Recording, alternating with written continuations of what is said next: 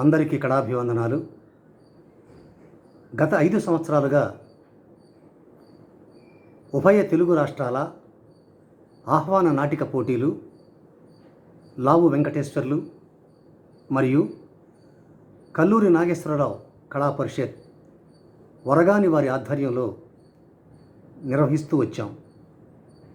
Corona కారణంగా ఈ సంవత్సరం నాటిక పోటీలు నిర్వహించలేకపోయాం. అందువల్ల కొత్తగా ఉంటుందని ఆన్లైన్ నాటిక పోటీలు నిర్వహించదలిచాం. అందులో భాగంగా గత 5 సంవత్సరాలుగా మా పరిషత్తులో ప్రదర్శించి ఉత్తమ ప్రదర్శనలుగా బహుమతులు పొందిన 20 నాటికల్ని ఎంపిక చేసి ఈ ఆన్లైన్ సాంఘిక నాటిక పోటీలు నిర్వహిస్తున్నాం. ఈ కార్యక్రమంలో మాకు సహకరించిన ప్రతి ఒక్కరికి హృదయపూర్వక అభినందనలు.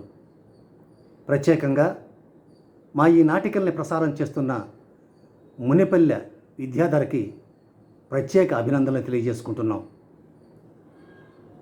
మా ఈ కార్యక్రమాన్ని ఆశీర్వదించి విజయవంతం చేస్తారని చెప్పి ఆశిస్తున్నాం. ఇప్పుడు మీరు చూడబోతున్న నాటిక లిఖిత సాయి క్రియేషన్స్ గోవాడ వారి పంపకాలు. రచన బొక్క శ్రీనివాసరావు, దర్శకత్వం సుబ్రహ్మణ్య సతీష్. నాటిక పంపకాలు.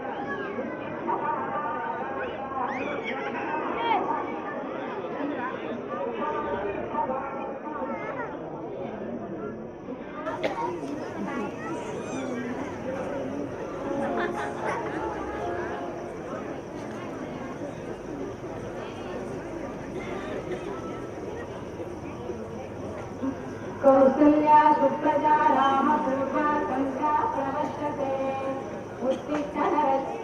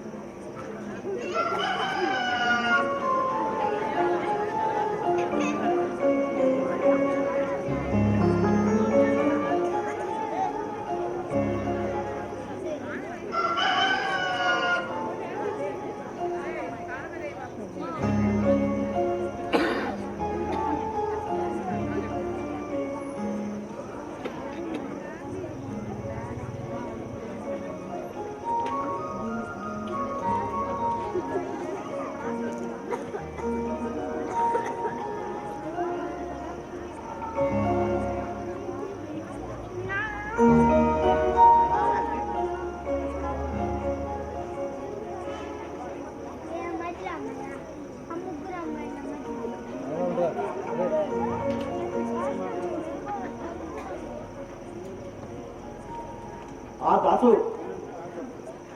నేనయ్యా ప్రభాకర్ని. అదేనయ్యా ఫ్లాట్ నెంబర్ 204 ప్రభాకర్ని. ఏ లేదు, రాత్రి కొంచెం అర్జెంట్ పని మీద మా ఊరు వరకు రావాల్సి వచ్చింది. తిరిగి వచ్చేసరికి కొంచెం టైం పట్టచ్చు. ఇంటి దగ్గర మా ఆవిడ పిల్లాడు ఒంటరిగా ఉన్నారు. అదే వాళ్ళకి ఏదైనా అవసరమైతే హెల్ప్ చేస్తామని. అంతే అంతే. Okay, thank you Dasu. ఉంటాను.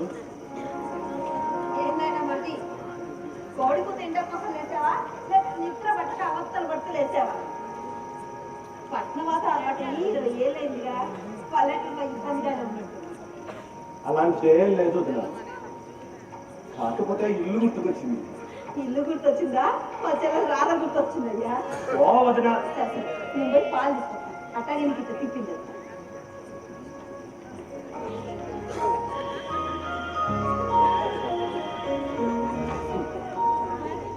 ఏమైనా పల్లెలు కల్మషం లేదు మనుషులు.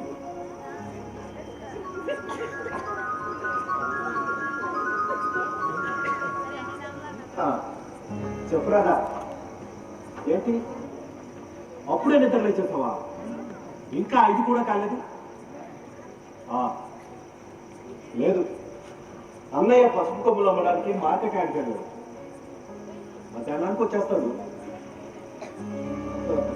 నాన్న ఉదయం నేను నిద్రలో వచ్చేసరికే పొలానికి వెళ్ళిపోయాడు. ఇంకా చెప్పుట్లో వచ్చేస్తాలే.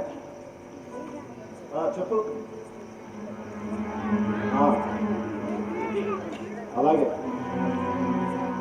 ఇంకా ఎవరితో ఏమీ అనలేదు.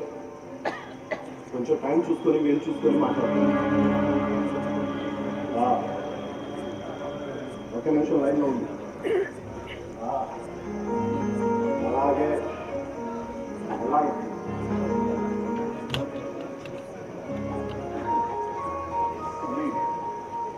లేదు, నాన్న మాట్లాడతాను చెప్తాను కదా. చెప్పిన విషయమే నిజాలు చెప్తావు. ఆగు.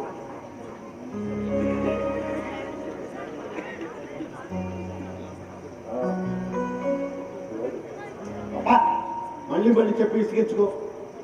చెప్పాను కదా, కొంచెం టైం చూసుకొని మాట్లాడతాను అని. సరే సరే సరే, ఇక నువ్వు ముందు ఫోన్ పెట్టే, తర్వాత నేను మాట్లాడతాను.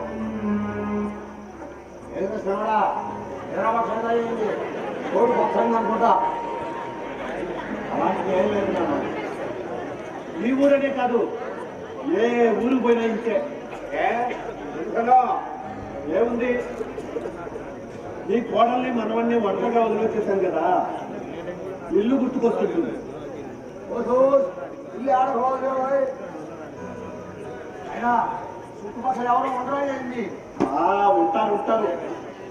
ఏసీ గదుల్లో తలుపులు బిగించేసుకొని హాయిగా పడుకొని ఉంటారు. పక్కింట్లో దోపిడీ జరిగినా, ఏకంగా ఇల్లే చూపినా సరే వాళ్ళకు వినపడదాకా వినపడదు. అది ఊరు అడవిగా, అడవి లాంటి ఊరు నాన్న. సిటీలన్నీ అంతేనా? అదైతే పల్లె నుంచి పట్టణాలు పోయి పల్లెటూళ్ళు ఎక్కిస్తారు కదా. పల్లెలు పెరిగి పట్టణాలు అయిపోతున్నాయి అనుకుంటాం మనం, కానీ అసలు నిజం అది కాదు. ఏందో టెక్నాలజీ పెరుగుతున్న కొద్దీ లేనిపోని సమస్యలు వచ్చి పడుతుంటాయి. మనం సౌకర్యాలు అనుకున్నవే మన కొంపలు ముంచేస్తుంటాయి. పట్టు నుంచి వచ్చింది మట్టికి సొరకాయ పప్పు చేస్తావు నాకు తెలుసు. అది నాకు పడదు. నాకు మాత్రం పులుసు కూర చెయ్యి, అది పప్పు చెయ్యి.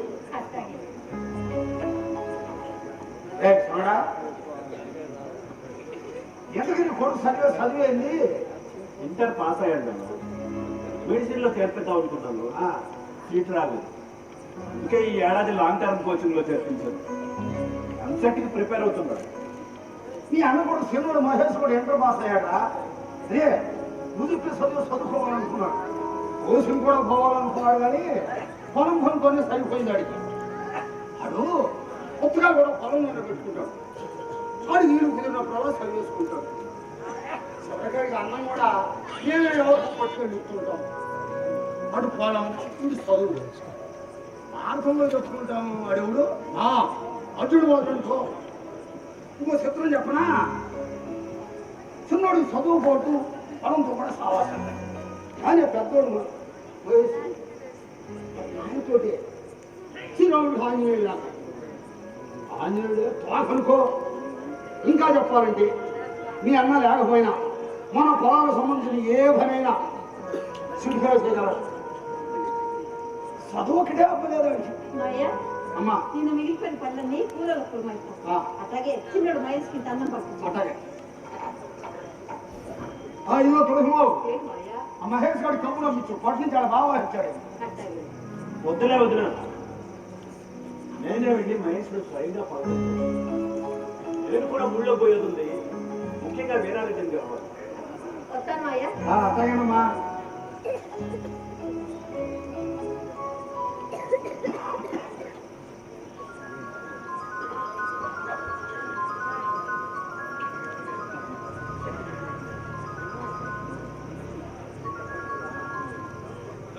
నువ్వు ఫోన్ చేసి అరగంట కూడా కాలేదు. నాన్న ఇప్పుడే పొలం నుంచి వచ్చాడు, కొంచెం టైం చూసుకొని మాట్లాడు. సరే సరే సరే, ముందు ఫోన్ పెట్టి తర్వాత మాట్లాడతాను చెప్తాను కదా.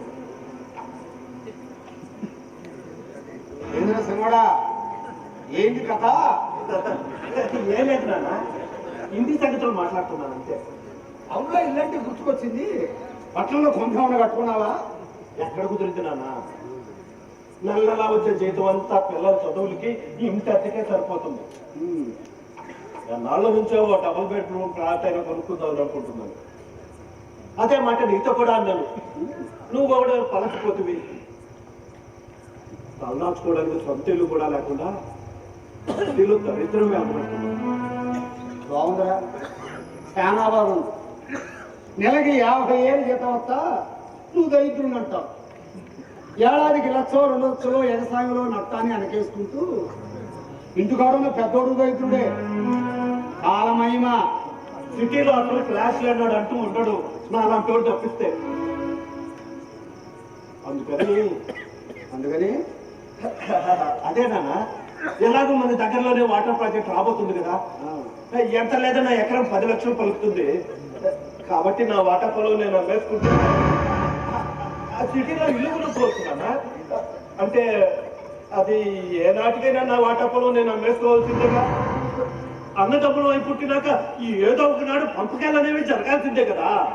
తప్పు తప్పు ఆలోచిస్తున్నావు రాసున్నాడా. పెద్ద ఆలోచన చెయ్యి. నువ్వు ఈ హోదాలో ఉన్నావంటే అది మీ అన్న సలవే. నువ్వు ఆ ఉద్యోగం సంపాదించడానికి ఎంతనందరి కాళ్ళు పట్టుకున్నాడు వాడు. మర్చిపోయినావా? అందుకే కదా 2 ఏళ్ల పాటు ఇంటికి సాయం చేశాను. నీ కారు కప్పులు తెచ్చడానికి 10 ఏళ్ళు పట్టింది వాడికి. 20 ఏళ్ళు అయిందండి నా పొలం మీకు వదిలేసి. ఈ మంచి కాలంలో ఏ నాడైనా సరే ఒక్క రూపాయి కానీ ఒక్క గింజ కానీ మీ దగ్గర నుంచి ఆశించారా? ఇదే మీరే తిన్నారుగా.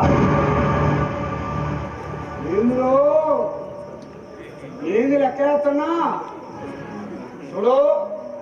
నీ ఉద్యోగమే నీ ఆస్తి. ఇంటికాడ ఆస్తి ఆశించబోకు. ఇదిగో నీ పక్షపాత బుద్ధి బోధించుకోకు. నేను కూడా నీకు పుట్టిన వాడినే. ఒకరి మీద దయ, మరొకరి మీద కోపం నాకు లేదు. న్యాయం చెప్తున్నా, వినుకుంటే బాగుపడతావు. న్యాయం ఏంటంటే మీరు చెప్పే న్యాయం? అంగుడు నేల కూడా ఇవ్వకుండా వచ్చిన వాడిని వచ్చినట్లు వెనక్కి తిప్పి పంపించడం అని మీరు చెప్పే న్యాయం? ఎందుకని అడుగుతారు?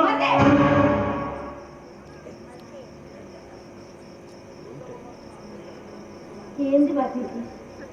మార్కెట్ ధర మీ అందరూ వచ్చాక మాట్లాడుతున్నా. నువ్వే సారం చేస్తా అయిపోయింది నువ్వే. నేను కూడా తేల్చుకోదామనే వచ్చా.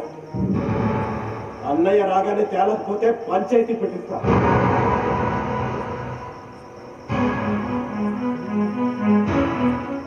పంచాయతీ పంచాయతీ చూసావా దోషమా?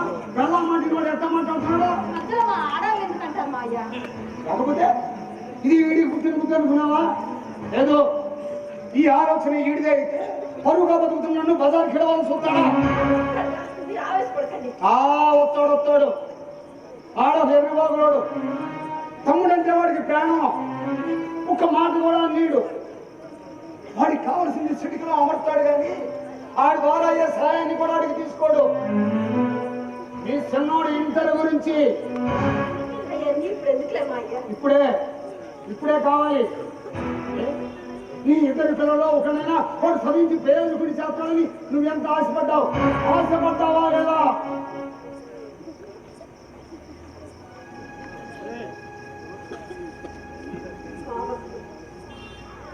మా పిల్లల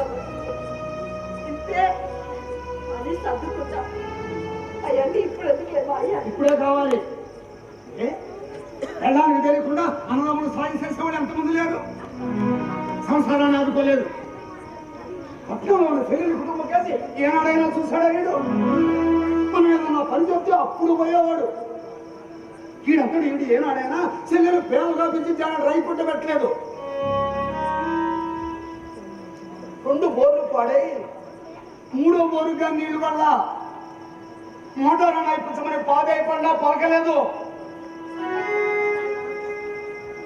పాతల నాటి ఇల్లు 4 చిందులు పడితే ఇల్లంతా లొల్లడా కారిపోతుందని గట్టి గొప్ప కట్టుకుందామని ఆశగా అడిగితే ఏవో కబురు చెప్పి మొండి చేయి చూపించాడు. బాధ్యతలేమి తీసుకోడు కానీ భాగాలు మాత్రం కావాలా. సూత్త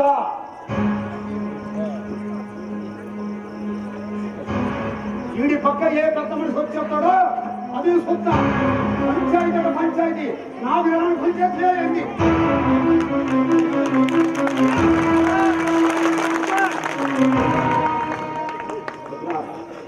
నేను అలా ఊళ్ళో వరకు వెళ్ళి మళ్ళీ ఏ రకం టిఫిన్ చేసేస్తాను.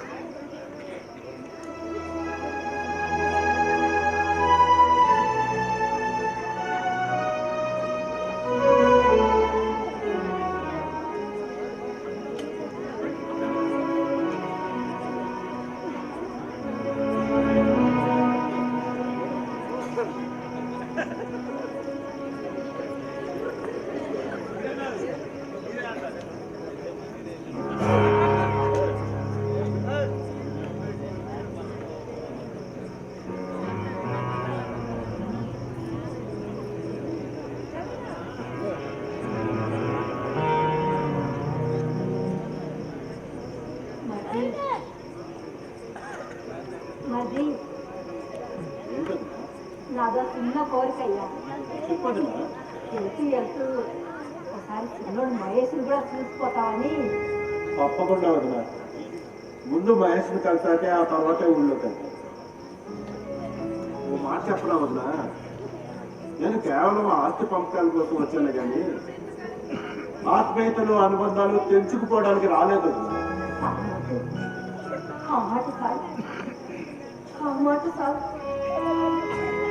పెళ్ళిడికి వచ్చిన పెద్దోడు పొలాన్ని కట్టుకుపోయాడు. చిన్నోడైనా బాగా చదివించి మంచి ఉద్యోగంలో చూడాలని కొంత ఆశగా ఉందయ్యా. ఖచ్చితంగా వదిన. ఎలాగో ఈ పంపకాల గొడవ తేలిపోతే నా దగ్గర కూడా 4 డబ్బులు ఉంటాయి. కాబట్టి మహేష్ని నాతో పాటు పట్టణం తీసుకెళ్లి మా వాటితో పాటు చదివించి ప్రయోజకుడి వాడి భవిష్యత్తును కూడా పంపకాలతో ముడిపెట్టేశావయ్యా.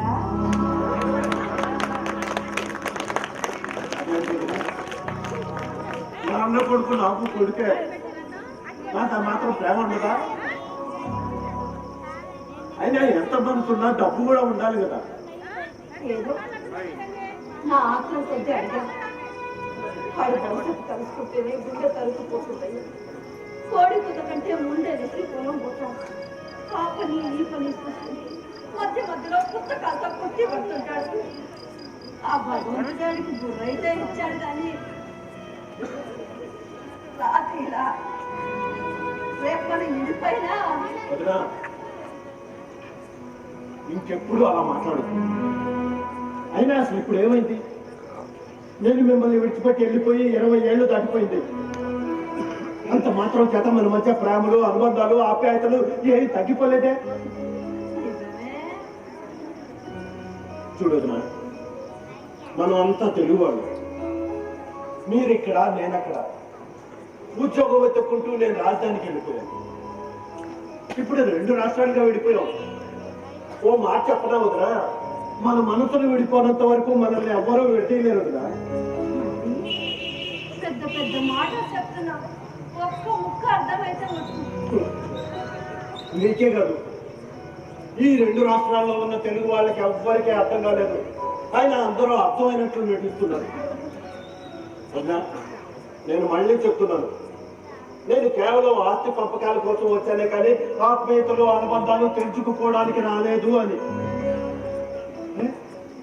అది కూడా నేను నా కుటుంబం సిటీలో తలదాచుకోవడానికి ఓ ఇల్లు కొనుక్కోవాలనే ఉద్దేశంతోనే. దానికే నేనేదో శరీర భాగాలే అడిగేస్తున్నట్లు. తప్పు ఆలోచిస్తున్నావు, చాలా తప్పు ఆలోచిస్తున్నా.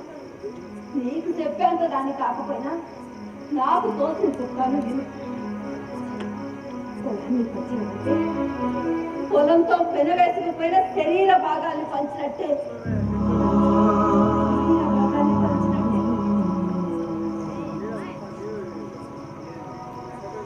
ఆలోచించు.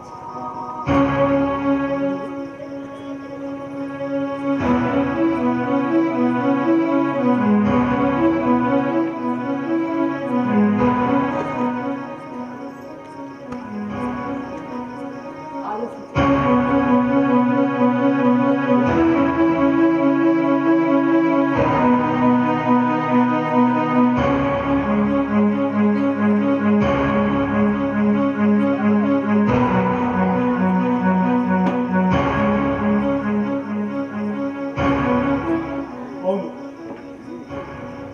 ఆలోచించాల్సిందే. అరే కేవలం నా ఒక్కడి గురించి ఆలోచించుకుంటే వీళ్ళందరి భవిష్యత్తు, అలాగని వీళ్ళందరి గురించి ఆలోచిస్తూ కూర్చుంటే నా భవిష్యత్తు.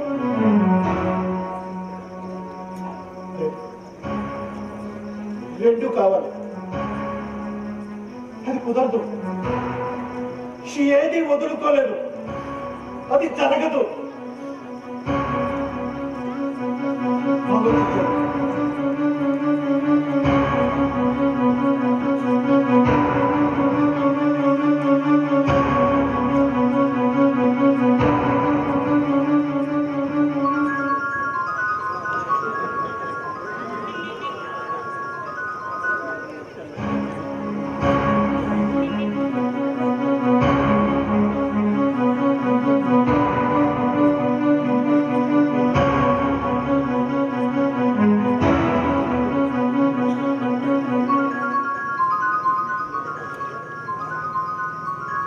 ఇంకా ఇంకోసారి ఇలా ఫోన్ చేసి విసిగించావనుకో, అసలు ఈ ఆస్తితో నాకేమాత్రం సంబంధం లేదు అని రాసిచ్చి తిరిగి వచ్చాను.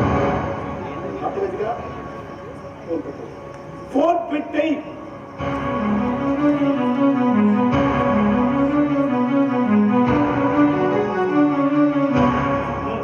ఎలా ఉన్నారా? ఇంట్లో అందరూ బాగున్నారా? అంతా బాగానే ఉన్నావు అయ్యా, నువ్వెలా ఉన్నావు? నాకేరా, ఇదిగో గుండ్రాయిలా ఉన్నాను. శ్రీరామ్, శ్రీరామ్, అమ్మ రాదా? బయటికి రండమ్మా. అయ్యా వాళ్ళని తీసుకురాలేదు. నేను నీతో మాట్లాడను. అంత మాట ఎందుకన్నయ్యా? లేకపోతే ఏంట్రా, ఎప్పుడు నువ్వు ఒక్కడే వస్తావు, వాళ్ళు మాత్రం తీసుకురావు. అన్నయ్య ఈసారి వచ్చేటప్పుడు తప్పకుండా తీసుకొస్తానయ్యా. సరేలే, నువ్వు వచ్చేదో అమాసంతో పోన్నానుకో. మా బాగా చెప్తేవే. చెప్పరా, మీ నువ్వు అడిగిన దానికి సమాధానం చెప్పు.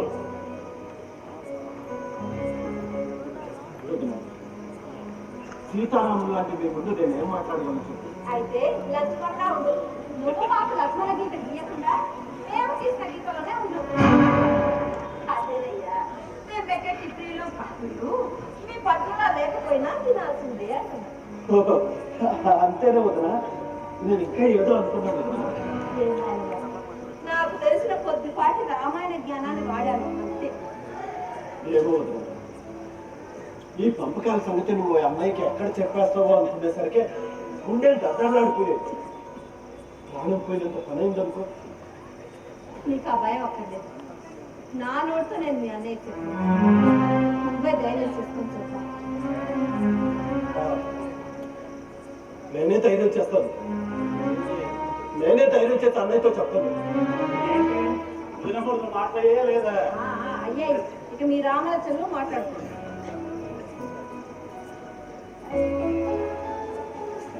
ఏంటో తమ్ముడు, ఏంటి సంగతి? అన్నయ్య నా సంగతులకేం కానీ నువ్వు ఎలా ఉన్నావు? నేను నాన్నగా మార్కెట్ యార్డ్కి వెళ్ళావట. అవునరా, ఎకరాల పసుపు నాటాను. విత్తనాలు లక్ష అయితే పైరులు సాగేందుకు మరో లక్ష ఖర్చు అయింది.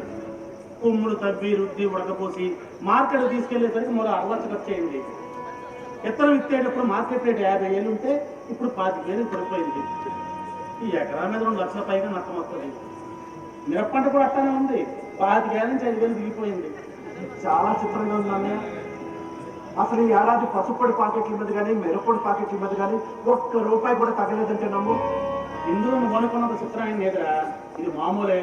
ఇటు పండించే రైతు, అటు కొనే వినియోగదారుడు నట్టపోవడం తప్ప మధ్యలో ఉండే మార్కెట్ ఎప్పుడు నట్టబోదు. ఇటు రైతుని, అటు వినియోగదారుడిని శాసించడమే దాని పని. అన్నయ్య, ఈ అన్యాయం ఇలా కొనసాగాల్సిందే.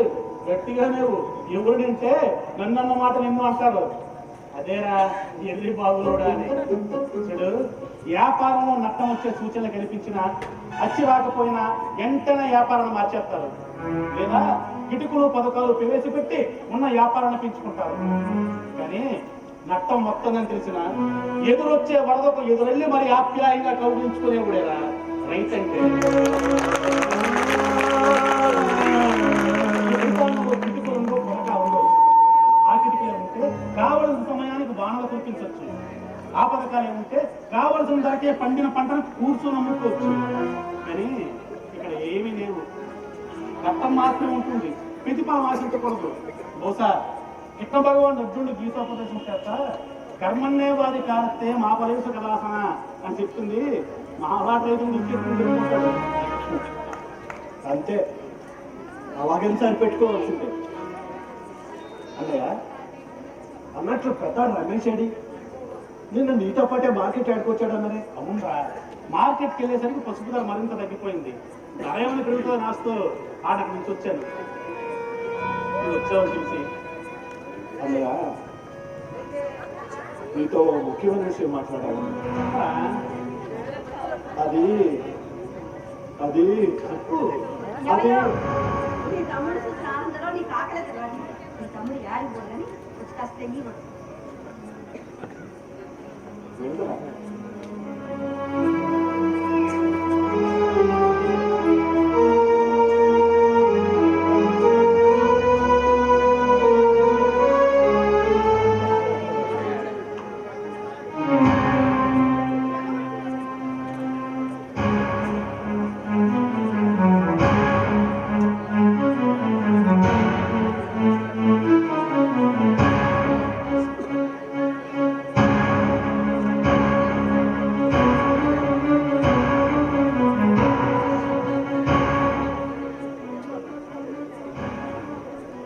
రెడ్డి, ఎక్కడున్నావు? నీతో ముఖ్యమైన విషయం మాట్లాడాలి. లేదు లేదు, నేనే నీ దగ్గరకు వస్తున్నాను. నువ్వు అక్కడే ఉండు.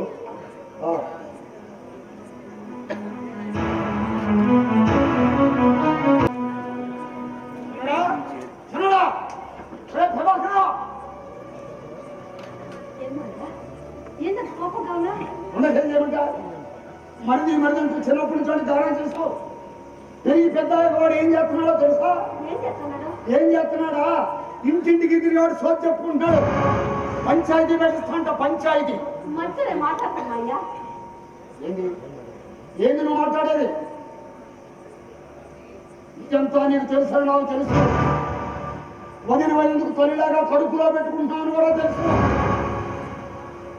సరే, నేను ఆయన వచ్చాంటగా, ఏడి ఎక్కడికి వెళ్ళాడు?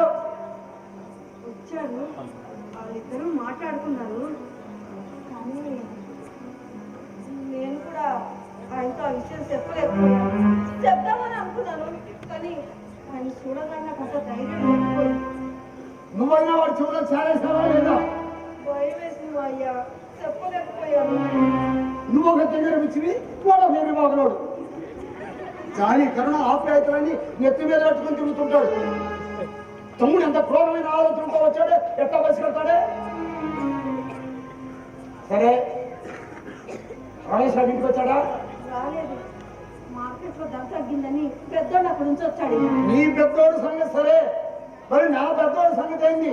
ఆయన ఇప్పుడే కడగడానికి వెళ్ళాడు, మధ్య ఊళ్ళోకి వెళ్ళాడు మా అయ్యా. సరిపోయింది పో.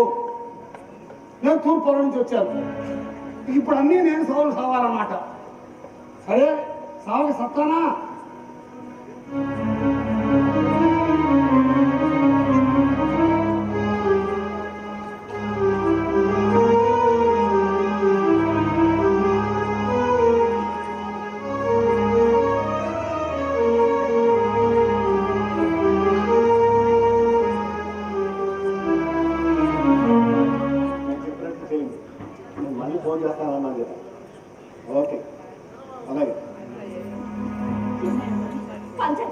అందరి ఇంటికి వెళ్ళావంట మీ నాన్న సారా అమ్మిరా ఉంటున్నా జాగ్రత్త తులసమ్మా లోపలికి పద, లోపలికి పద.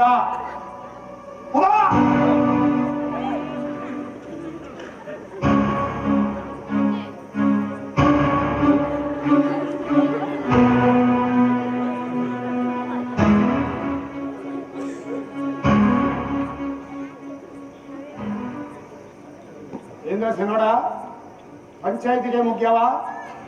అవును. అమ్మ నీ బతుకుచ్చడా ఇంటిగా పోతున్న మన సంసారాన్ని బజారుకి వెళ్ళాలని చూస్తావరా? నీ అన్నావో తెలుసుకోవరా? ఈ ఇంటి కోసం కరిగి నీరైపోయారు. నీ జోలికి నీ పిల్లల జోలికి రాకుండా వాళ్ళ పిల్లలిద్దరిని వ్యవసాయానికి అంకితం చేశారా? తల్లి లోటు లేకుండా నీ వదిలే తల్లిలా నీకు అన్ని సేవలు చేసినందుకు ఏనట్రా? ఇదేనట్రా నువ్వు ఇచ్చే విలువ? రైతులుగా ఉండి వాళ్ళు ఏం బాగుపడ్డారా? అప్పో సప్పో చేసుకుంటూ ఎన్నో పొలాన్ని సాగు చేసుకుంటూ బ్రతుకైతే నడిపిస్తున్నారు కానీ వెనక్కి తిరిగి చూసుకుంటే అన్ని నట్టాలే మిగిల్చుకున్నారు. ఏం మాట్లాడకుంటే నేనేమనుకోవాలా? ఇక్కడ మాట్లాడో. ఏం మాట్లాడాలండి? ఏం మాట్లాడాలి? నా మాట నాకు పంచమని అడుగుతూనే ఉన్నాను.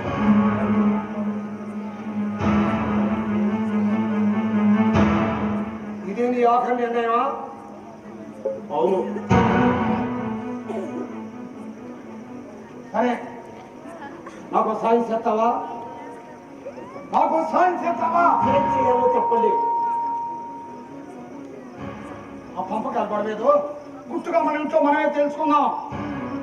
ఎవరికి అన్యాయం జరగకుండా పంపకాలు చేసే బాధ్యత నాది. నేను వెళ్ళి పంచాయతీకి రమ్మని చెప్పిన వాళ్ళందరినీ రావద్దని చెప్పిరా. Yellow yellow yellow.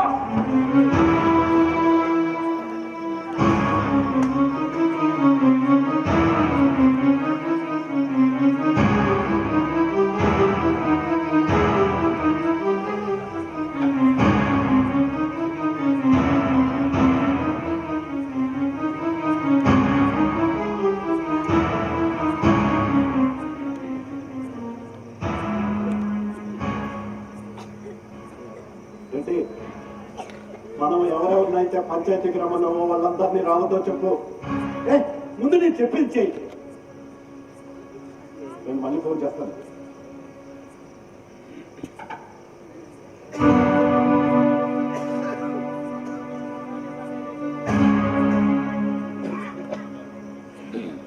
మీరు చెప్పమన్నట్లుగానే చెప్పాను. ఇక పంచాయతీకి ఎవరు రారు.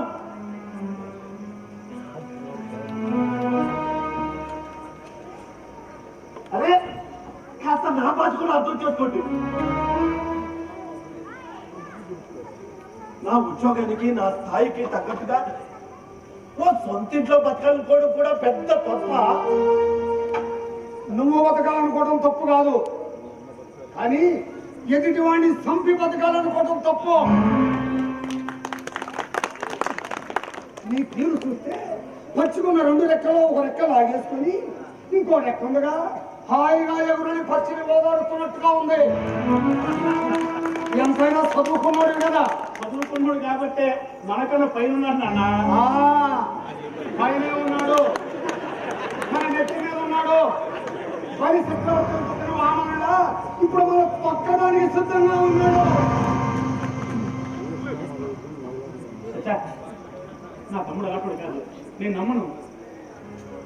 ముద్ర నమ్మొద్దు, మరి గుడ్డిగా నమ్మకు వాడిని. నేను రావడం కాస్త ఆలస్యం అయితే ఈ బాడికి ఇల్లంతా పెద్ద మనుషులతో నిండి ఉండేది. పంచాయతీ మొదలయ్యేది, పంచాయతీ.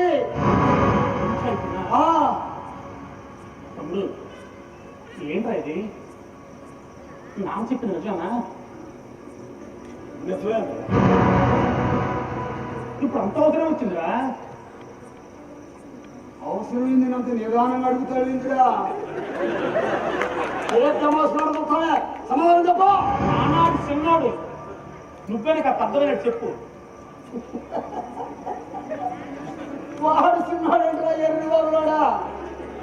వాడు ఇప్పుడు పెద్దాడైపోయాడు, బాగా పెద్దాడైపోయాడు.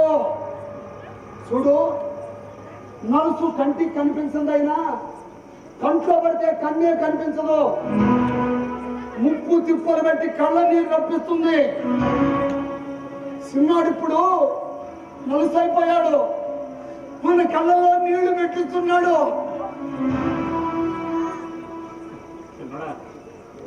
అసలు ఇదంతా ఏంట్రా? ఏం జరిగిందిరా? మాట్లాడరా, నువ్వేనా చెప్పు. ఏమయ్యా? ఏంది ఒకసారి చెప్పు. ఏంది మీరు చెప్పండి. చెప్పు. మరిది మరిది మరిది ఇల్లు కట్టుకుంటాడంట. ఓ, ఈ మాత్రం నేను తయారానా? పెళ్ళ చేత కూడా ఎర్రి బాబుడా అనిపించుకోమాట. కొత్తలో నామూసిగా ఉందంట, ఇల్లు కట్టుకుంటాడంట. అందుకని అందుకని అందుకని ఆస్తి పంపకాలేమంటున్నాడు. ఏమంటున్నాడు?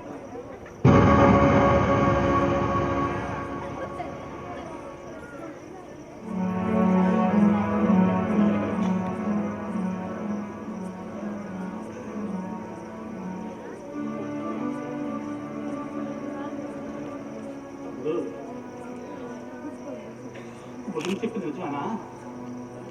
నిజమే అన్న. నా మాట నాతో చెప్పొచ్చు కదరా. అన్నయ్య, మాట నీతో చెప్పాలంటే ఎర్రి బాబులోని కదా, చెబితే ఏమనుకుంటాను చెప్పలేదు, అంతేనా? నువ్వు చేతులు కాదు. అయినా నువ్వు ఎవరురా?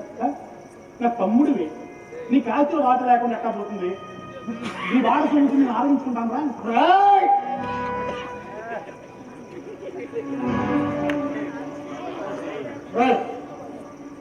నీ గుండెల మీద చేసుకొని చెప్పు, ఈ ఆస్తిలో నీకు వాటా వస్తుందా? చెప్పు. నాన్న, ఆడు కూడా నీకే పుట్టాడుగా. నువ్వు నోరు మూయి. నోరు మూసేయ్. సరేరా, ఈ 20 ఏళ్ళు ఈ ఆస్తిని మేము అనుభవించాము అని నువ్వు అన్నావు కాబట్టి ఈ రోజు నుంచి ఈ 20 ఏళ్ళు ఈ ఆస్తిని నువ్వే అనుభవించు. ఇప్పటి వరకు పోయిన బాధ్యతతో నీకేం సంబంధం లేదు. ఈ రోజు నుంచి ఇల్లు, ఆస్తి, పొలం అన్ని నువ్వే చూసుకోవాలి.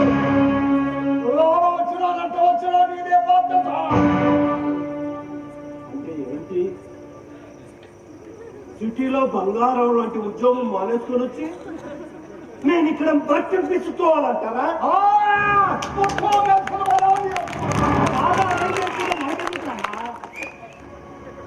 అది వాతావరణం ఏం చేసుకుంటే మనకెందుకు? మరి ఈ 20 ఏళ్ళు మనం తిన్నదానికి ఎక్కడ కడతావుగా?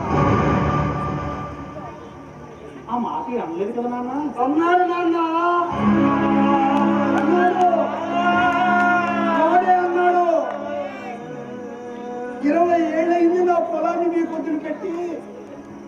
ఈనాడైనా ఒక గింజ గాని పైసా గాని ఆశించానా? ఇన్నేళ్ళు తిన్నారుగా అని అడిగాడు రా ఈ నా కొడుకు.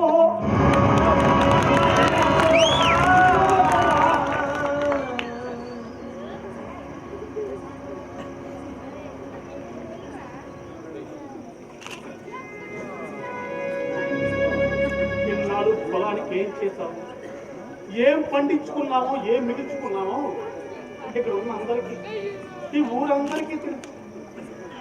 4 గింజలకు కూలీలు దొరికే రోజులు, ఎరువు ఎంపో వేస్తే పంట పండే కాలంలో భూమిని తిరిగి పాదిని సాగేది. వందల్లో కానీ కూలిస్తేనే కానీ కూలీలు దొరకని ఈ రోజుల్లో, వేలంలో కానీ ఎరువు బస్తాలు దొరకని ఈ రోజుల్లో భూమి రైతులు సాగుతుందో లేక రైతే భూమిని సాగుతున్నాడు. ఆ భగవంతుడికి తెలియదు.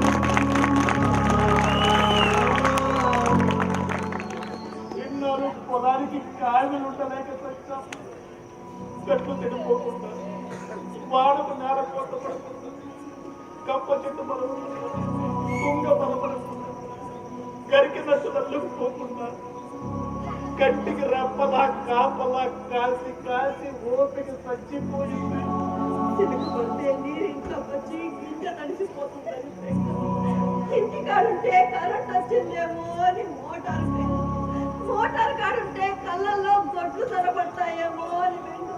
కళ్ళం కాడుంటే గొడ్లకు మేత నీళ్లు ఉన్నాయో లేదో అని బెంగ.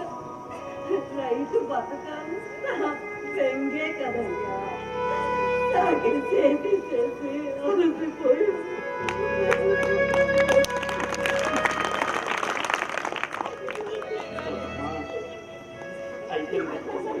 అంత అయిపోయింది.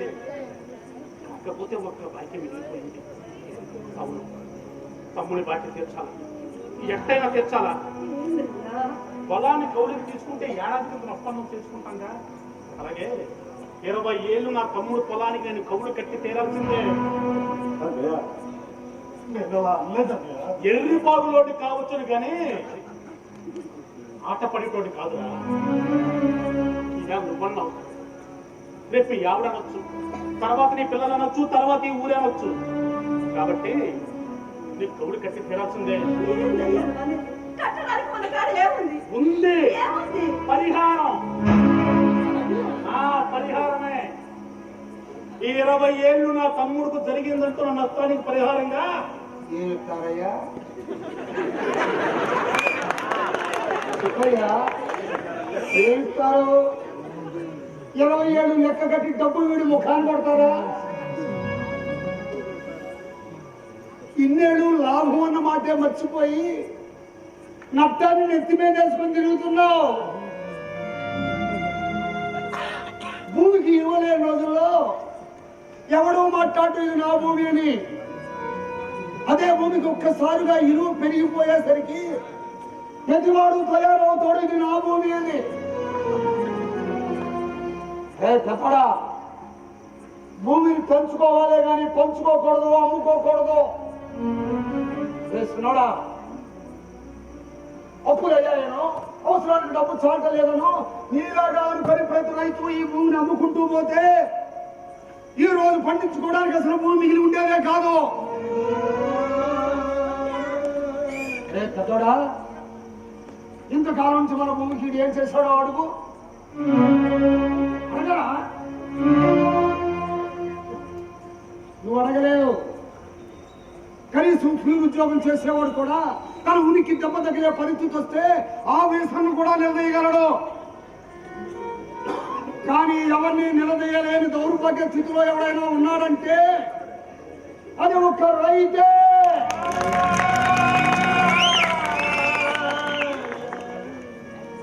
ప్రస్తుతం ఇప్పుడున్న పరిస్థితుల్లో కూలీని బతిమారుకోవడమే కానీ ఇదేంటి అని అడగలేడు. తను పండించిన పంటకు తను చెప్పిన రేటు కాక ఎవడో నిర్ణయించిన రేటుకు చతికిలబడి అమ్ముకోవాలే గాని ఇదేంటి అని అడగలేడు. దళారులకు, వ్యాపారులకు, చివరికి ప్రభుత్వానికి కూడా అడుగులకు మడుగులో చుట్టూ బతకాలే కానీ ఇదేంటి అని అడగలేడు.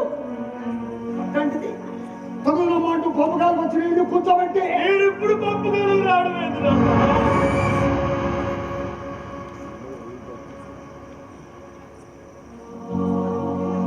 ఇప్పుడు పప్పుగలిగి రావడం అయితే ఎప్పుడైతే 20 ఏళ్ళ ఆస్తి మీరు అనుభవించారంటాడో అప్పుడే పప్పుగలు జరిగిపోయారు.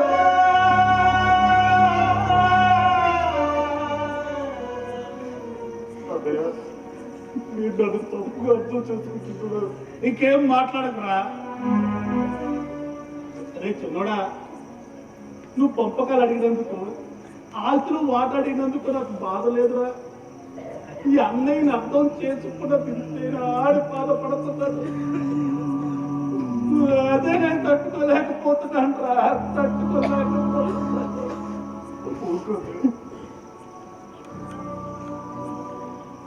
అయినా నువ్వు అడగాలి కానీ పంపకాలేంట్రా? ఆస్తి మొత్తం నీకు ఇచ్చేస్తా.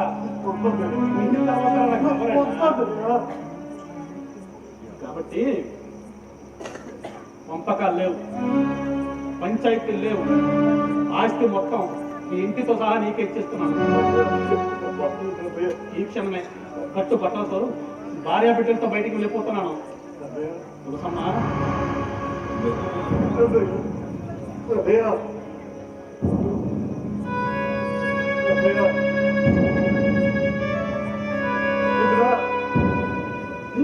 అబ్బాయికి నువ్వు ఏదో చెప్పొద్దురా. మన ఇంటి సమస్య గుమ్మం దాటేంత వరకు నీ ఇంటికి తల్లిలా ఉండగలను. ఇప్పుడు చేయి దాటిపోయిందయ్యా.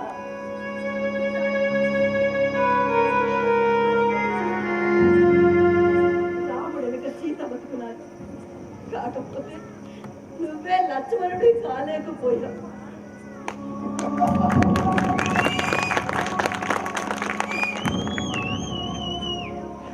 రౌతు మెత్తనైతే నీలాంటి గొర్రెల యజమాని అవుతుంది. చూడా రే సినోడా, బాగుందిరా, చాలా బాగుంది మీ ఇద్దరి పంచాయతీ. పెద్దవాడిని నేను ఒకడు ఉన్నాడనే మాటే మర్చిపోయి చిన్నవాళ్ళైన మీరు తమ పెద్ద మనసుతో పంచాయతీ తేల్చేశారు. కొండని భూమి ఎగసాయానికి పనికి రాదన్నట్టుగా వయసు మళ్ళీ నేను దేనికి పనికి రాదనే కదరా నన్ను బొమ్మకాల్లో పక్కన పెట్టేశారు.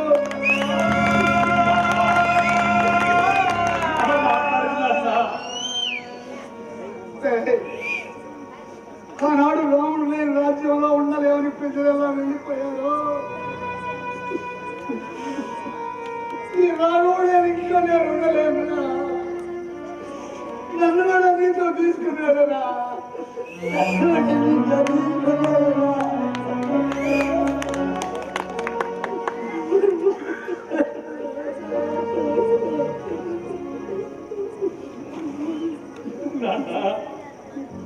నిన్ను వదిలిపోయిన దుర్మార్గుడిని కాదు నాన్న, ఇది బాగా చూసిన పాటి కాదు. నిన్ను వదులుకోమంటే నా ప్రాణాన్ని వదులుకున్నంత బాధగా ఉంటుంది నాన్న. నా ప్రాణాన్ని వదులుకున్నంత బాధగా.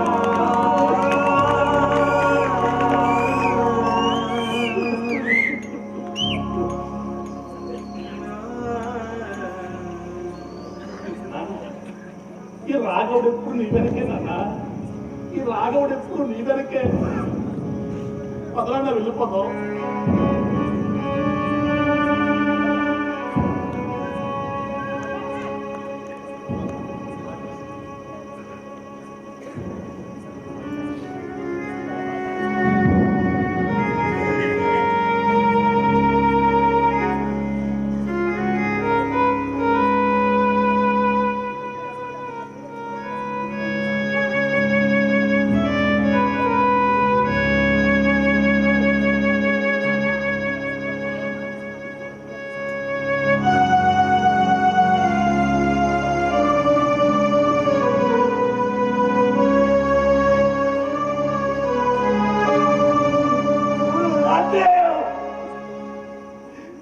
ఇది చాలా అన్యాయం.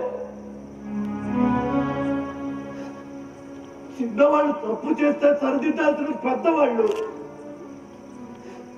ఆ తప్పు సరిదిద్దుకుంటానే వెళ్ళిపోవడం చాలా అన్యాయం.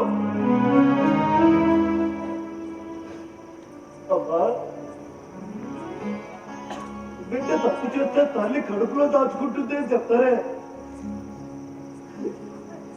ఈ బిడ్డ తప్పు చేస్తే పంపించలేకపోయావా? నేను బాగుంటే చాలు, నా కుటుంబం బాగుంటే చాలేదు. నా భార్య చెప్పిన మాటలు విని పంపకాలకు వచ్చాను. ఆస్తి పంపకాలు అనుకున్నాను కానీ ఇలా ఆత్మీయత అనుబంధాల పంపకాలు చేస్తాను. వద్దు, నాకు ఈ పంపకాలు వద్దు, నాకు ఈ పంపకాలు వద్దు. చెప్పట్లాగే లక్ష్మణుడిలా నీ వెంట నడిచే ఒకే ఒక అదృష్టాన్ని ఇవ్వండి, అదొక్కటి చాలు.